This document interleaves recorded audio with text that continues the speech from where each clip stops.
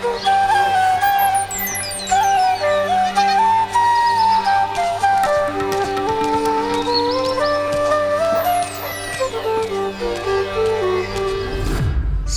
जी, ये सारा पैसा गांव वालों ने मिलकर इकट्ठा किया है गांव की सड़कों की मरम्मत के लिए।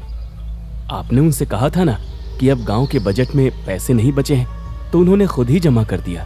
अरे वाह वाह, ये तो बहुत सारा पैसा है।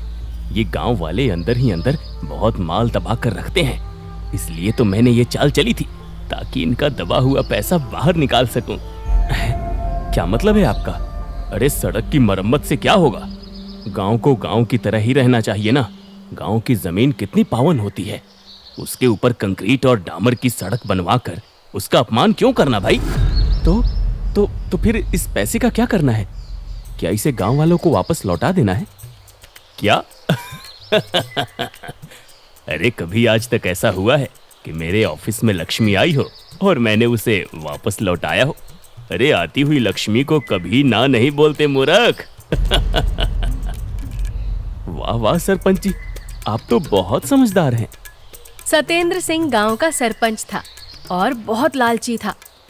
उसने गांव वालों का सारा पैसा हजम कर लिया और सड़क पर सस्ता काम करवा दिया, जो अगली बारिश आते ही बह गया। ये क्या है सरपंच जी? ये कैसा काम कराया है आपने जो पहली बारिश आने पर ही बह गया? हाँ? अरे अरे अरे, आप सब ये क्या कह रहे हैं? अरे मैंने तो पूरे दिल से अच्छा ही काम कराया था। अब मजदूरों ने ही अच्छा काम नहीं किया तो इसमें मेरी भला क्या गलती है? हाँ, अब देखिए, मेरी निष्ठा पर संदेह मत करिए। हाँ, मुझसे ज्यादा इस गांव का कोई भला नहीं चाहता होगा। अरे बस बस सरपंच जी, हम समझ गए कि आप पूरी तरह से गांव के लिए समर्पित हैं। अब फिलहाल ये बहस छोड़िए और किसी को बुलवाकर सड़क की हालत ठीक करवाइए। हाँ बिल्कुल, मैं भी वही सोच रहा था, लेकिन पहले हमें पैसे भी तो जमा करने पड़ेंगे ना, वरना काम कैसे शुरू होगा? सभी लोग सतेंद्र सरपंच की ये बात सुनकर दंग रह जाते हैं। अरे दिए तो थे अभी पैसे, और इसी सड़क के काम के लिए दिए थे ना। हम सब ने कैसे कैसे करके जमा किए थे, और अब आप फिर से हमसे ही पैसे मांग रहे हैं। अरे तो क्या अब मैं अपनी जेब से गांव की सड़कों का खर्चा भरूंगा? हाँ, और फिर मेरे पास इतने पैसे कहाँ हैं? मैं तो जन सेवक हूँ, 2 रोटी खाने भर का ही कमाता हूँ। अब अच्छा मैं चलता हूँ। हाँ, आप सब पैसे जमा करके ऑफिस में भिजवा देना। इतना कहकर सतेंद्र वहाँ से चला जाता है, लेकिन गांव वालों को उस पर बहुत गुस्सा आ रहा था। सरपंच जी का लालच तो आसमान छू रहा है, मैं तो इनसे तंग आ गया हूँ। क्या करे भाई, 10 साल से लगातार यही सरपंच बन रहे हैं। गांव भर में कोई और ढंग का पढ़ा लिखा है भी तो नहीं जो सरपंच के इलेक्शन में खड़ा हो सके, तो हमारे पास चारा ही क्या है? लोग लालची सरपंच को थोड़ा बहुत कोस कर वापस से अपने काम में लग जाते हैं, लेकिन सरपंच के लालच का तो ये बस एक छोटा सा ही नमूना था। एक दिन सरपंच जी, आपके गांव में 2-2 स्कूल खुलवाए गए, फिर भी बच्चे क्यों नहीं आते हैं? अरे हम क्या करें साहब, हम तो चाहते हैं कि गांव के सब बच्चे पढ़े लिखे और आगे बढ़े, मगर उनके माँ बाप उन्हें खेतों में ले जाते हैं और उनसे काम करवाते हैं। वो कहते हैं कि गरीबी में अपने बच्चों को स्कूल नहीं भेज पाएंगे। अच्छा, तो ये समस्या है। अब ठीक है, कोई बात नहीं, इसका भी इलाज है। सरकार आपको ग्रांट देगी, जिससे कि आप उन बच्चों का सारा खर्चा सरकारी पैसे से उठा सकते हैं। उनके कपड़े, उनका खाना, उनकी किताबें, अब सब कुछ सरकार की जिम्मेदारी है। जब लोगों के बच्चों की पूरी जिम्मेदारी सरकार ले लेगी, तब तो वो अपने बच्चों को भेजेंगे ना। अरे हाँ हाँ बिल्कुल साहब, जरूर भेजेंगे। आप बस ग्रांट लिखवाइए, बाकी सब काम हम कराते हैं ना। सरपंच ने सरकारी अफसर के साथ ग्रांट की बात कर ली और उसके जाते ही जोर जोर से हंसने लगा। वाह वाह वाह, ये तो डबल मुनाफा है। अब कैसे सरपंच जी, इसमें भला हमारा कैसा मुनाफा? हाँ, अरे जो सरकारी स्कूल इन लोगों ने बनवाया था, उसे तो मैंने दर्जियों और दुकानदारों को किराए पर दे दिया है। वो मुझे महीना महीना अच्छा किराया देते हैं, ये सोचकर कि मैंने अपनी जमीन उन्हें सस्ते में किराए पर दे दी है। और अब ये ग्रांट मिलेगी तो उसे भी अपनी जेब में रखूंगा। ओहो सरपंच जी, आपसे तो सच में बहुत कुछ सीखना बाकी है। दोनों हंसने लगते हैं। क्या बात है बुढ़ऊ, आज सवेरे से बहुत काम करने में लगे हो। कोई आने वाला है क्या? पहले अपनी उम्र देखो तो, बड़ी आई मुझे बुढ़ऊ कहने वाली। और वैसे आज मेरा भतीजा शहर से आने वाला है, उसी के आने की तैयारी कर रहा हूँ। ओह अर्जुन, अरे वाह, कितने दिनों बाद उसे देखूंगी। तभी वहाँ पर अर्जुन आ जाता है। लो देख लो काकी, आ गया मैं। अरे अरे, कितना बड़ा हो गया है रे बच्चा, कैसा हीरो जैसा दिखता है शहर में रहने से। बस बस काकी, एक तुम ही तो हो जिसे मैं हीरो जैसा लगता हूँ, वरना शहर में तो ऐसे तमाम हीरो हैं। अरे छोड़ो इसे बेटा, ये बुढ़िया तो कुछ भी बकती है। आजा अंदर चल, इतनी दूर से आया है, बहुत थक गया होगा ना। नथुलाल अपने भतीजे की खातिरदारी में लग जाता है। अगले दिन अर्जुन गांव की सैर पर निकलता है। उसे रास्ते में अपने कुछ पुराने दोस्त भी मिलते हैं। अरे अर्जुन भाई, आज कहाँ रास्ता भटक गए? और क्या ये शहरी बाबू गांव में कहाँ से आ गए भाई? बस तुम्हारी याद आ गई तो चला आया। लेकिन भैया, गांव की सड़क ठीक कराओ। कभी शहर से अपने किसी दोस्त को ले आया तो बड़ी बेइज्जती हो जाएगी। कैसे उबड़ खाबड़ है। जो है यही है। चलो बाजार चलो, तुम्हें कुछ बढ़िया सा खिलाते हैं। अर्जुन को मनोज का व्यंग कुछ समझ में नहीं आता, पर फिर वो मनोज और श्याम के साथ बाजार जाता है। अरे काका, कुछ बढ़िया चटपटा मसालेदार खिलाओ हमारे शहरी बाबू को। अरे बेटा, सवेरे से बिजली पानी दोनों गायब है, कैसे कुछ खिला दूं? पूरे बाजार में यही बुरा हाल है। धत तेरे की, फिर से वही कहानी। क्या?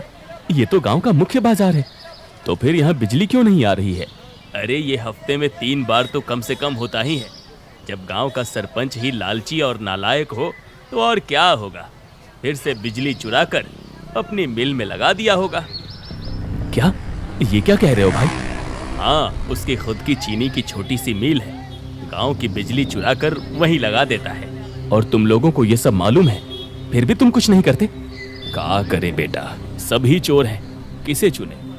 सबसे कम लालची को ही चुन लेते हैं बस। वाह, क्या बात है, क्या सोच है। अरे कोई तो होगा सारे गांव में, क्या इस गांव में एक ईमानदार नहीं?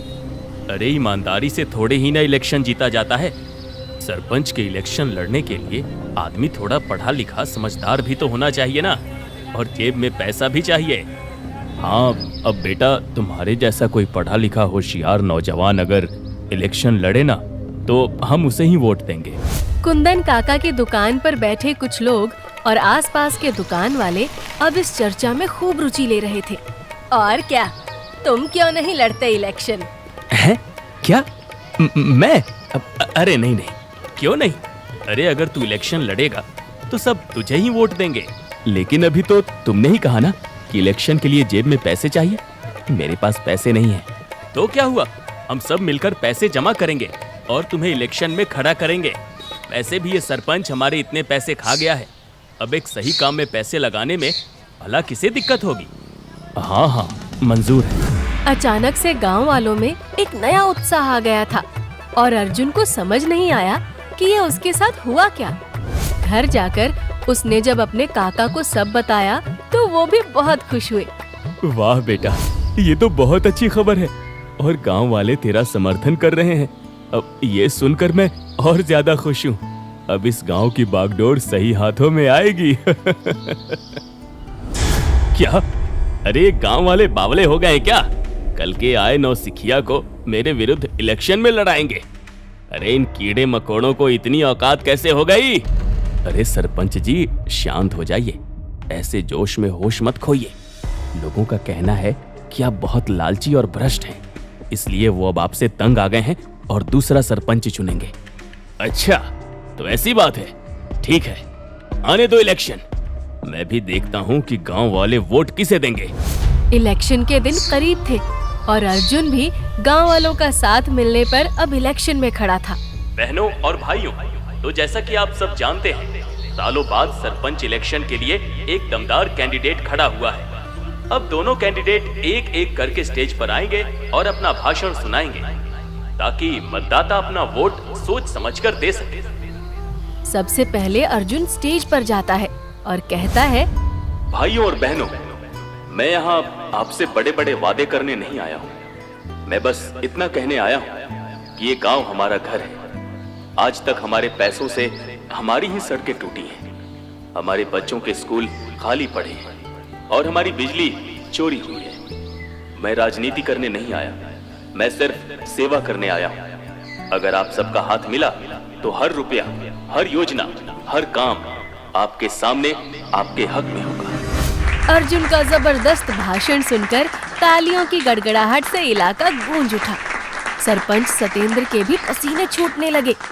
अब बारी उसकी थी भाषण देने की। भाइयों और बहनों, मैंने लालच में आकर आप सबका हक मारा और बहुत गलतियां की। आज पहली बार सच बोल रहा हूं। मैंने पैसे खाए, स्कूल किराए पर दिए, बिजली चुराई, लेकिन अब ये गांव मुझे नहीं बल्कि सच्चाई को चाहिए। हाँ, अब मैं सच्चाई से लड़ूंगा और जीतूंगा। और इस इलेक्शन के बाद आपको एक नया सरपंच मिलेगा जो ईमानदार होगा। तो क्या आप मुझे अपने बीते सालों की गलती को सुधारने का एक मौका नहीं देंगे? मुझे पूरी उम्मीद है कि जरूर देंगे आप। इतना कहकर सतेंद्र स्टेज से नीचे उतर आया और गांव वालों के बीच एक सन्नाटा छा गया। अरे भाई, सुना था सुबह सरपंच जी कैसे भावुक हो गए थे। हाँ, मुझे तो लगा कि उनकी आंखों में आंसू भी थे। मुझे तो लगता है वो सच में बदल गए हैं। हमें उन्हें एक और मौका देना चाहिए ना। सारे गांव में सरपंच के बदले हुए रूप की चर्चा थी। लोग समझ नहीं पा रहे थे कि अब उन्हें क्या करना चाहिए। चलो भाई, जल्दी जल्दी हाथ चलाओ, इसके बाद स्कूल भी चलना है मरम्मत के काम के लिए। अरे ये क्या सरपंच जी, ये सवेरे सवेरे क्या करने में लग गए हैं? ये सड़क ठीक करा रहा हूँ भाई, गांव वालों को बहुत दिक्कत होती है ना। अरे पर ये तो बाद में भी हो जाता ना। अगर आप इलेक्शन जीत जाते तो फिर गांव वालों के पैसे से ठीक करा लेते। अभी तो इसमें आपका ही पैसा लग रहा होगा ना। अरे ठीक है भैया, मुद्दा है सड़क का ठीक होना। वैसे भी पहले गांव वालों ने इसे ठीक कराने की कोशिश तो की थी, लेकिन मैंने ही बेईमानी की थी। अब खैर, जब जागो तभी सवेरा। सतेंद्र का बदला हुआ रूप देखकर सभी हैरान थे, लेकिन अर्जुन को उस पर बिल्कुल यकीन नहीं हो रहा था। किस सोच में डूबा है बेटा? मुझे पूरा यकीन है कि ये सरपंच नाटक कर रहा है। ऐसे एक झटके में कोई कैसे सुधर सकता है? आदमी की फितरत ऐसे नहीं बदलती है। हाँ वो तो है बेटा, लेकिन अगर गांव वालों को उस पर यकीन हो गया तो फिर हम कर भी क्या सकते हैं। अब छोड़ो ये सब। कौन सा तू यहाँ सरपंच बनने आया था? बात मेरे सरपंच बनने की नहीं है काका, बात सही और गलत की है। और मुझे पता है कि ये सरपंच गलत है। छोड़ बेटा, चलकर खाना खा ले, ये सब हमारा काम नहीं। गांव वालों ने तो ये मानना शुरू कर दिया था कि सतेंद्र अब सुधर गया है और सबने उसे एक और मौका देने का सोच लिया था। अर्जुन तो वैसे भी कल का आया था, इसलिए उस पर किसी का ज्यादा ध्यान नहीं था। इलेक्शन 3 दिन बाद है। रमेश, सारे इंतजाम हो गए हैं ना? जी हो तो गए हैं, लेकिन ये पहला इलेक्शन है जिसमें आपके अपने पैसे खर्च हुए हैं। ये तो भारी नुकसान है ना? नहीं, ये तो अच्छी शुरुआत है। अब मैं सुधर रहा हूँ ना। क्या सच में? लेकिन ये सब करने की क्या जरूरत है सरपंच जी? जरूरत क्यों नहीं है? उस नए लड़के ने तो मेरी आंखें ही खोल दी। कितना गलत करता आया था मैं अब तक। गलत तो आप अभी भी कर रहे हैं सरपंच जी, और वो भी मेरे साथ। अरे अरे, आओ आओ अर्जुन भाई आओ। और गलत? मैंने क्या गलत कर दिया तुम्हारे साथ? आपने खुद तो सालों तक खूब माल कमाया, और अब जैसे ही मेरी 4 पैसे कमाने की बारी आई, आपने पार्टी ही बदल ली। अब आप ईमानदारी की गाड़ी पर सवार हो गए हैं। अरे मैं क्या शहर में नौकरी छोड़कर इसलिए गांव में रहने आया था? अब क्या कर सकते हैं, बेईमानी की कमाई खाते खाते बहुत दिन हो गए। अब ईमानदारी की दाल रोटी ही खाऊंगा। मैंने पक्का फैसला कर लिया है। ठीक है, मैं तो सोचा था चाहे सरपंच आप बने या मैं, मिलकर काम करेंगे और आधा आधा बांटेंगे। अरे शहर में एक से बढ़कर एक स्कीम्स है जो खास गांव के विकास के लिए थी। मैं सबको आप तक लेकर आता, लेकिन अब आपको बिरयानी छोड़कर दाल रोटी खानी है तो वही सही। मैं चलता हूँ। अर्जुन उठकर जाने लगता है और पीछे से आवाज आती है। रुको। अब जी कहिए। अरे आओ आओ आओ, गले लगो। तुमने मुझे पहले क्यों नहीं बताए अपने इरादे? अरे नेकी और पूछ पूछ, हम मिलकर काम करेंगे ना। ये शराफत का चूल्हा तो बस गांव वालों का विश्वास फिर से जीतने के लिए था, बाकी अंदर से मैं वही था। सुना गांव वालों, अंदर आ जाओ। ये सुनकर तो सतेंद्र कांप गया। कुछ गांव वाले बाहर छुपे ये सब सुन रहे थे। किसी ने सच ही कहा है, चोर चोरी से नहीं जा सकता और लालची आदमी लालच से। भला हो इस लड़के का जो तुम्हारा पर्दाफाश कर दिया, वरना फिर से तुम्हें सरपंच बनाकर अब हम सबको झेलना पड़ता। सरपंच सतेंद्र अब कहीं का नहीं रह गया था। उसकी चोरी रंगे हाथों पकड़ी गई थी। 3 दिन बाद इलेक्शन हुए और अर्जुन को सरपंच चुना गया।